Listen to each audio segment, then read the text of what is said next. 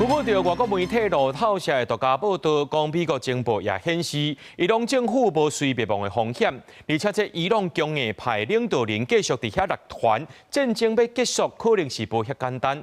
那伊朗半官方媒體就特別點名一批美國的科技公司，包含着 Google、Microsoft、IBM、輝達，抑個甲骨文等等，威脅講呢，要甲這有技術運用佇咧軍事的公司呢，要甲因當作是攻擊目標。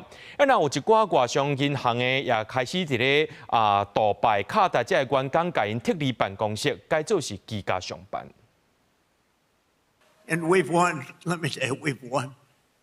You know, you never like to say too early you won. We won. We won the bet in the first hour. 川普佇昆塔基州共和黨其中選舉的造勢場，大聲講對伊朗的戰爭早就得到勝利。美軍閣拍歹28架伊朗佇荷姆茲海峽的布雷船，當時美軍中央司令部公布精準拍到伊朗3台軍機的畫面。不過，宣傳警告同時 ，FBI 嘛對美國西岸的加州發出警告。About this bulletin that some law enforcement put out about a possible Iran revenge plot in California, where there would be some kind of a boat offshore launching drones towards the. It's being investigated.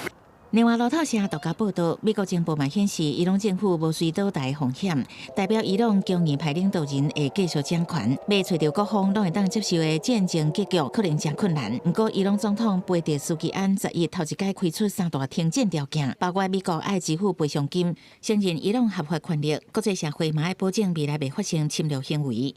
不過，伊朗對中東的攻擊嘛無停落來。10日，中東杜拜國際機場遭起2台無人機攻擊。12日，芬克港的一棟建築閣出現幾大片的灰塵，好親像去無人機擊到。當時，親革命衛隊的伊朗半官方媒體嘛點名一批美國科技公司，包括 Google、微軟、IBM、輝達、甲骨文等威脅甲技術用佇軍事的公司，會甲因當作攻擊的目標。當時派駐佇中東的銀行業嘛帶咧等，花旗匯豐10大甲美國金融的 JP Morgan， 兩間要求佇杜拜、卡達的員工撤離，改佇居家上班。開戰甲單，伊朗對美國第5艦隊司令部所在地的巴林已經發射170台無人機，加上8粒飛彈，大部分攏有轟炸落來，不過也是有石油設施去擊到，大火櫃攏燒起來。由巴林所發起的聯合國安理會10日通過一項13票贊成、2票棄權的決議，譴責伊朗對波灣國家的攻擊。